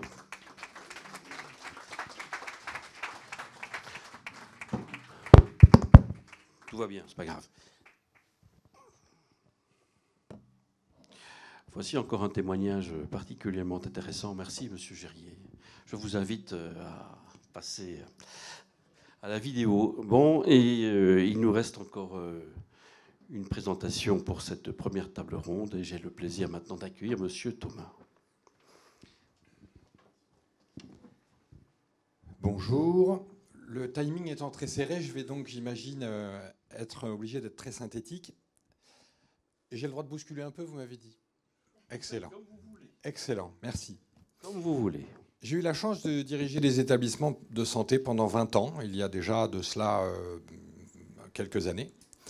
Et puis, je me suis aperçu pendant ces années-là qu'en fait, le monde de la santé travaillait en silo, mais vraiment, et puis ça n'a pas changé. Hein. C'est-à-dire qu'on est toujours 30 ans après avec le directeur du secteur public, les directeurs du secteur privé, les infirmiers du secteur public, etc., etc. Donc, en 2000, je me suis dit avec des collègues directeurs d'établissement, eh bien, si nous créions le comité pour le développement durable en santé pour essayer d'aller mutualiser les bonnes pratiques, dénoncer les mauvaises, pour faire en sorte que la RSE, la responsabilité sociale et sociétale, devienne le cœur d'une organisation de santé. Donc ça, c'était en 2002, très précisément. Et puis, on a créé cette association. On était 25 au début, on est 700 maintenant au niveau national. Et donc, certains établissements qui sont présents dans la salle aident des acteurs engagés sur ces sujets-là. Donc, je vais vous présenter en quelques minutes ce qu'est la RSE et ce qu'elle peut faire en termes de levier social, parce qu'à mon sens, c'est le meilleur levier social que l'on peut imaginer. RSE et santé environnementale, c'est quoi? Eh bien déjà, ce sont des dizaines, voire des centaines de réglementations depuis 2009. Je ne sais pas si vous avez la conscience de ça, mais entre le Grenelle 1, 2, la loi AGEC, Élan, Egalim, Climat et Résilience tout récemment, ce sont des dizaines, des centaines de textes qui sont, j'ai envie de dire, l'écologie punitive du sujet. Mais il y a une autre approche sur le terrain, une approche extrêmement constructive. Et j'ai la chance aujourd'hui de piloter une agence qui accompagne des établissements de santé sur tout le territoire. Et l'approche très constructive, c'est que sur le terrain, il se fait des choses extraordinaires. Que ce soit du côté des directions, du côté des infirmiers, du côté des DRH, mais chacun dans son monde. Donc on a essayé de mettre autour de la table l'ensemble des établissements publics, privés, sanitaires, sociaux, médico-sociaux, pour mutualiser les bonnes pratiques. Alors je vais vous donner quelques pistes. Nous avons 3 défis devant nous à résoudre. Alors l'humanité, c'est un terme un peu pompeux, hein, mais vous et moi, là, on a 3 défis dans les années qui nous restent à bosser. Ces 3 défis, on les connaît très précisément depuis 2009. Les fédérations hospitalières les connaissaient déjà en 2009. Je pense qu'on a perdu 10 ans. Et je pense que maintenant, nous avons intérêt à rattraper le retard, parce que si on veut changer le monde de 2030, c'est maintenant que ça se joue. Ces 3 défis sont les suivants. Premièrement, il faut décarboner le secteur de la santé. Et il faut passer de l'intention à l'action, parce que pour l'instant, on est resté sur de l'intention. Décarboner le secteur de la santé, ça veut dire travailler sur les énergies directes, ce que l'on fait tous, mais surtout sur l'énergie indirecte, c'est-à-dire sur notre politique d'achat. Quelques chiffres au passage. L'aviation civile, c'est 4% des émissions de gaz à effet de serre de la France. Le monde de la santé, c'est 10%, c'est-à-dire plus du double de l'aviation civile. Et 65% de nos émissions de gaz à effet de serre sont dues aux achats, qui sont des achats qui ne sont pas faits correctement, je vous le dis très clairement, parce qu'on achète sans politique d'achat dans notre pays. Quand je vois qu'on continue à acheter des masques jetables à usage unique en Chine, alors que nous avons les mêmes fabriqués en France par une vingtaine d'industriels au même prix, et que nous divisons par 10 l'empreinte carbone, c'est à mon sens irresponsable. Donc on a pourtant des groupements hospitaliers de territoire, on a pourtant des centrales d'achat, on a tout ce qu'il faut, mais nous n'avons pas encore cette conscience. Donc cette conscience de la décarbonation, c'est un défi majeur. Si on ne travaille pas tous ensemble sur la décarbonation, les années après 2030 risquent d'être un peu anxiogènes, je vous le dis. Par contre, sur la décarbonation, on sait tout faire. C'est-à-dire qu'il n'y a pas de sujet pour lesquels il n'y a aucune solution. Je n'en ai pas trouvé en réalité. La seule difficulté, c'est de le faire ensemble et de se mettre ensemble autour de la table en sortant des silos pour arriver à mettre en place des pratiques vertueuses partout. Ça marche. Il n'y a plus qu'à, et je peux vous dire que sur le terrain, vos collaborateurs, vos salariés n'attendent que ça de l'ensemble des directions françaises. Le frein, il est à la tête, il n'est pas sur le terrain. C'est le premier sujet, le premier défi. Le deuxième défi, c'est de dépolluer le système de santé. C'est quand même un peu étonnant de voir que le système de santé produit lui-même des impacts sur la santé humaine et sur la biodiversité terribles, irréversibles. Et ça, on le sait depuis plusieurs décennies. Il y a plusieurs médecins dans la salle. On sait très bien aujourd'hui que 65% des cancers ont des causes environnementales. C'est pas moi qui le dis, tout le monde le sait. Et plus on avance dans les années, plus on s'aperçoit que le monde de la santé pollue. Est-il logique qu'on ait des composés organiques volatiles dans 100% de nos hôpitaux dès lors qu'on fait des mesures? Est-il logique qu'on continue à utiliser du formol alors qu'on peut le supprimer à 100% pour moins cher Est-ce qu'il est logique qu'on continue à utiliser du formol en anapathe dans nos blocs chirurgicaux? Non, ça n'a pas de sens. Est-ce qu'il est logique que l'on continue à construire des hôpitaux sans tenir compte de l'empreinte carbone? Est-ce qu'il est logique de continuer à construire des hôpitaux sans tenir compte de la fiche de données de sécurité des dispositifs qui construisent l'hôpital et qui émettent des composés organiques volatiles? Non. Des questions comme ça, il y en a plein. La dépollution est une clé. On a des dispositifs médicaux aujourd'hui qui contiennent des phtalates. Certains d'entre vous, vous connaissez ça. Aujourd'hui, quand on donne du sang et quand on reçoit du sang, on a une injection de phtalates qui sont classés cancérigènes parce qu'on a des dispositifs médicaux qui contiennent encore des phtalates et qu'on me répond depuis 15 ans, on ne peut pas les fabriquer différemment. C'est faux, puisque certains industriels savent le faire autrement. Donc le monde de la santé pollue, et le monde de la santé peut être dépollué très simplement si on accepte d'avoir une politique d'achat responsable tous ensemble. Le troisième défi, c'est la réduction de la déforestation importée. C'est peut-être le plus complexe à comprendre, mais on a tous le moyen d'agir. L'hôpital, c'est le premier restaurant de France. Le premier. En milliards de repas, j'arrive même pas à retenir le nombre tellement que ce chiffre est important. C'est-à-dire que l'hôpital fournit le plus grand nombre de repas tous les jours, 24 heures sur 24, 365 jours par an. Eh bien, nous générons par nos achats dans le monde la destruction de 15 millions d'hectares de forêt. 15 millions d'hectares de forêt par nos achats. Et les masques que nous avons et que nous ne sommes pas prêts de lâcher, je peux vous le dire. Eh bien, ces masques-là sont dus à cette déforestation importée. 15 millions d'hectares de forêt par an, ce sont des animaux sauvages qui viennent dans les villes, ce sont des zoonoses, des épidémies et des pandémies de demain. Donc, dans une politique d'achat, il faut intégrer ce que d'ailleurs nous demande l'État, hein, dans le plan récent que vous avez peut-être vu, le label RFAR, hein, responsabilité fournisseur et achat responsable, d'intégrer cette notion de déforestation importée dans 100% de nos achats. Ça, ce sont les trois grands défis que nous avons devant nous. Eh bien, ces trois grands défis représentent un levier social majeur. Qu'est-ce qu'attendent nos collaborateurs? Vous l'avez dit à plusieurs reprises, ils attendent du sens.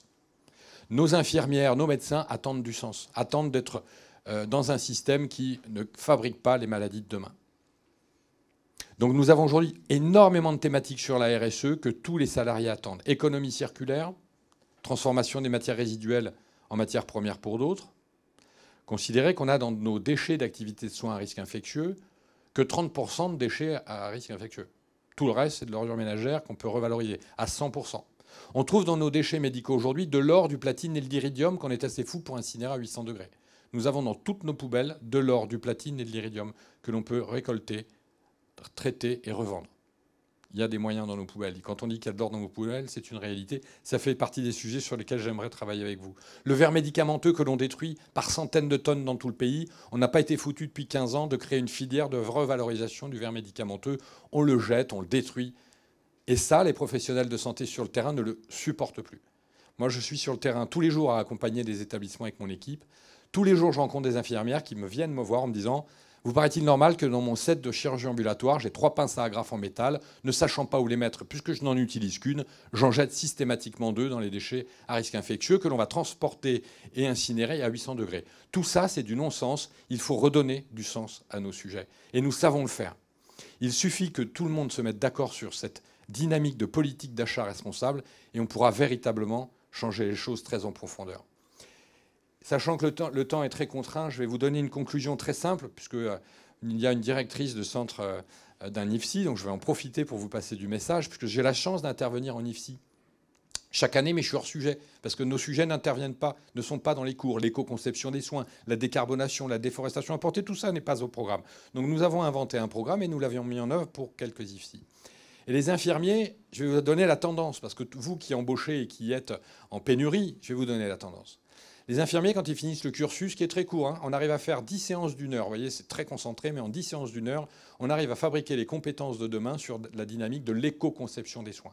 Quand on fait de l'éco-conception des soins, on réduit de près de 30% le gaspillage, les ressources, l'énergie, les déchets, et on redonne du sens. Eh bien ça n'est pas au programme. Et donc, quand on finit le cursus, à la fin, vous savez ce qu'elles me disent? Elles me disent, mais comment ça se fait? Premièrement, que ce n'est pas dans le cursus, on ne le comprend pas. Et deuxième élément, ils me disent, mais comment peut-on s'engager maintenant qu'on a compris? Je leur dis, la réponse est très simple. Demain, quand vous allez être sur le marché du travail, puisqu'il y a une pénurie partout, allez bosser dans des établissements qui vous montrent patte verte, carte blanche, qui vous montrent qu'ils sont engagés sur des sujets de RSE et de santé environnementale. Pas du greenwashing et d'intention, de la réalité. Et c'est ainsi qu'on a créé un réseau d'établissements dans le pays, labellisés à très haute qualité sanitaire, sociale et environnementale, qui ont des critères classants, contrôlables, mesurables par des tiers.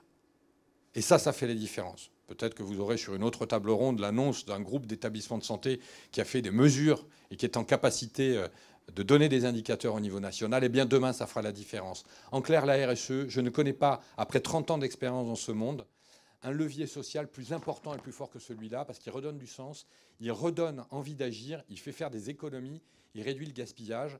Et j'ai envie de dire que c'est une chance pour vous tous. Comme vous l'avez dit, monsieur le directeur, le DRH de l'hôpital de Bordeaux, comme vous l'avez dit, c'est un levier, c'est une chance d'être professionnel dans cet univers dans la décennie qui vient. C'est une chance, ne la loupons pas. Vous êtes donc en partie la solution des défis à mener dans les années à venir. Merci.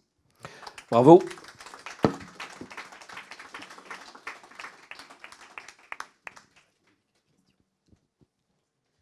Alors, je vous propose qu'on passe à la séance de questions.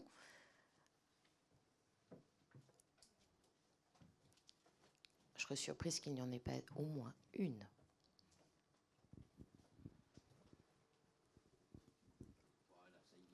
C'est parti. C'est parti.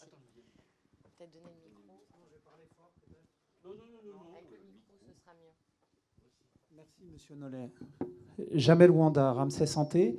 Je voulais vous remercier pour la qualité des interventions, premièrement. Et j'avais une question pour le professeur Michel, qui nous faisait part, je dirais, d'une belle démonstration et du dialogue, des fois un peu complexe, entre les directions et le corps médical.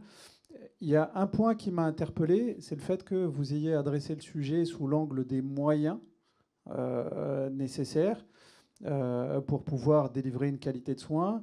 Et peut-être que, et c'est une réflexion, peut-être qu'il aurait fallu l'aborder sous l'angle du résultat en termes de prise en charge et de pouvoir, dans le cadre de cette démonstration, mettre en avant l'impact d'évolutions organisationnelles sur le niveau de satisfaction des patients, des résultats médicaux à moyen et long terme, etc. Donc, c'est juste une réflexion parce qu'on a eu la même problématique, si vous voulez, dans le cadre de réorganisation sur de la RAC, sur des prises en charge en ambulatoire, où vraiment ce qui a mené, je dirais, l'ensemble de l'organisation, c'est avant tout le résultat, et plutôt que de raisonner sur un engagement de moyens.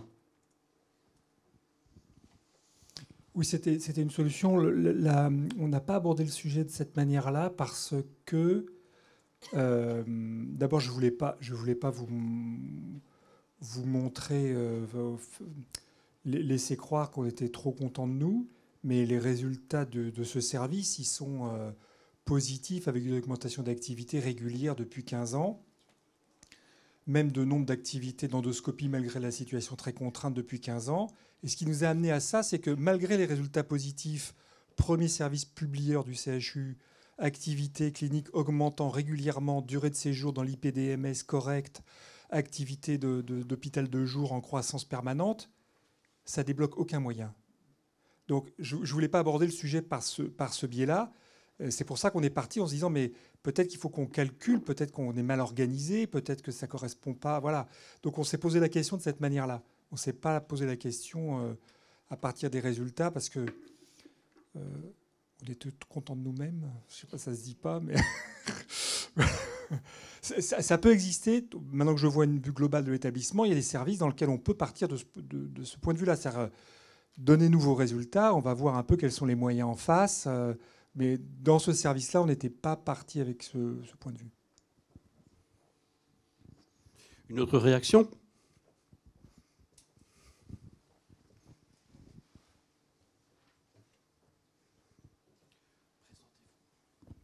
Merci. Professeur Millat, je suis professeur émérite à Montpellier. Je voudrais poser une question à M. Girier, qui a évoqué des chiffres tout à l'heure, compris entre 35 et 65%, si ma mémoire est bonne, d'activités non soignantes de la part du personnel infirmier. Je voudrais savoir s'il a interrogé le personnel infirmier concernant le minimum en dessous duquel il ne faudrait pas descendre.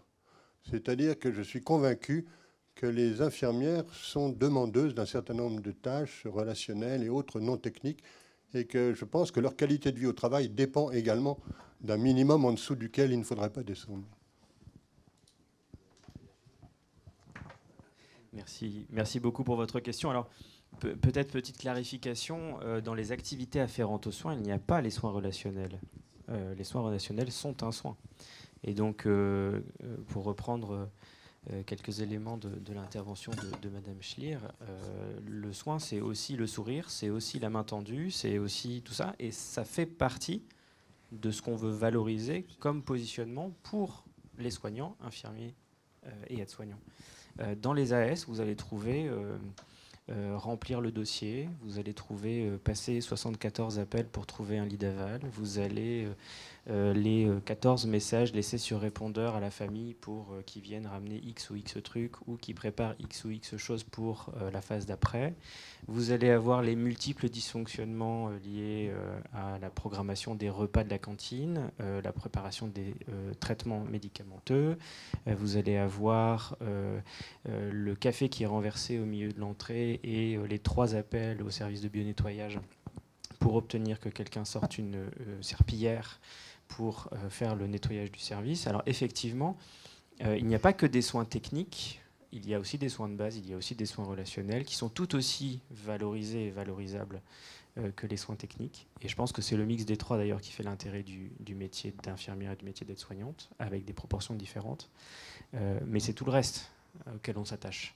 Et ça, pour le coup, pour digresser sur votre question, si on devait réfléchir à finalement quel est le bon niveau d'activité afférente aux soins, j'ai presque envie de vous dire ça va dépendre d'un agent à l'autre et ça va dépendre d'un service à l'autre. Merci. Question ? On va encore prendre 2 questions si vous êtes d'accord, hein, et puis après on fera une petite pause. Oui, c'est encore pour Monsieur Mathieu Girier. Je le remercie d'avoir parlé des préparateurs en pharmacie et préparateurs en pharmacie hospitalière. Et effectivement, si on veut recentrer le travail des infirmiers, les préparateurs peuvent dégager du temps infirmier en étant en partie dans les services cliniques pour préparer des traitements, gérer les stocks. On sait qu'il y a des préparateurs qui sont dans les blocs, etc. La problématique actuelle des préparateurs, c'est leur manque de reconnaissance dans l'organisation de travail hospitalière. L'effectif cloisonnement réel en ce moment avec les préparateurs qui sont dans les pharmacies et ne sont pas reconnus auxiliaires médicaux, alors qu'ils ont une profession réglementée et des responsabilités comme tous les auxiliaires médicaux.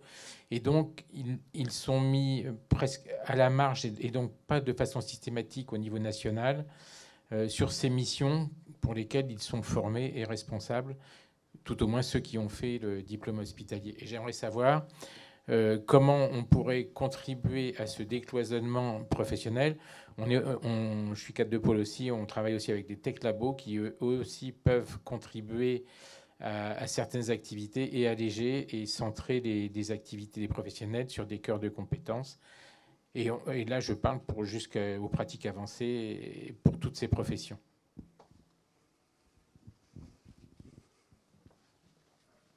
Merci pour votre question. Alors, il se trouve que dans mes multiples casquettes, je suis aussi directeur de l'Institut des métiers de la santé de Bordeaux, qui comporte une école de préparateurs en pharmacie hospitalière. Donc, c'est un sujet dont on discute régulièrement avec le coordonnateur général Régis Bernard.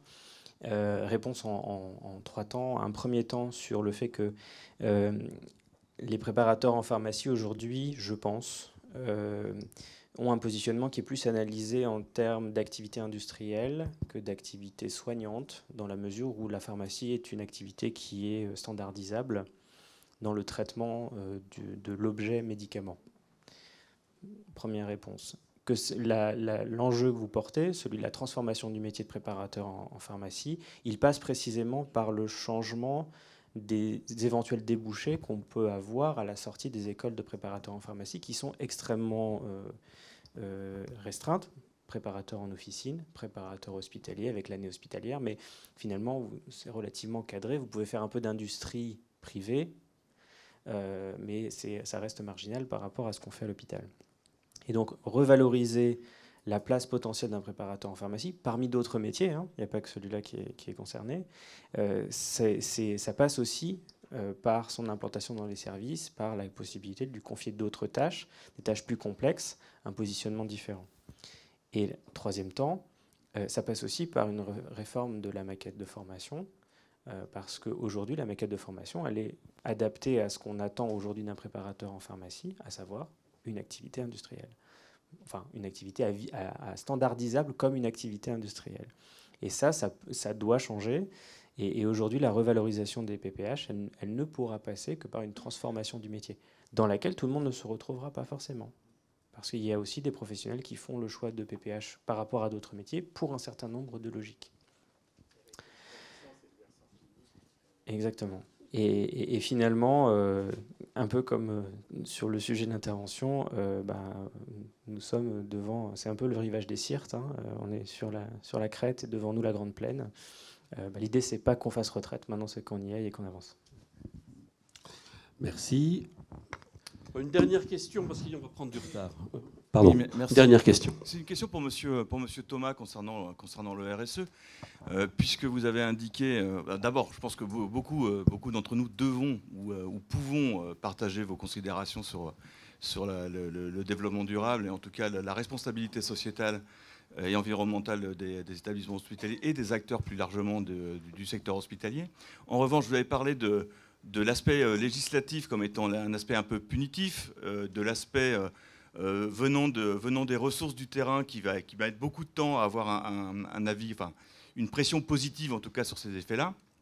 Qu'est-ce que vous recommanderiez pour avoir un effet incitatif aujourd'hui sur cela, puisque visiblement les deux premiers leviers vont être ou très longs ou en tout cas mal considérés?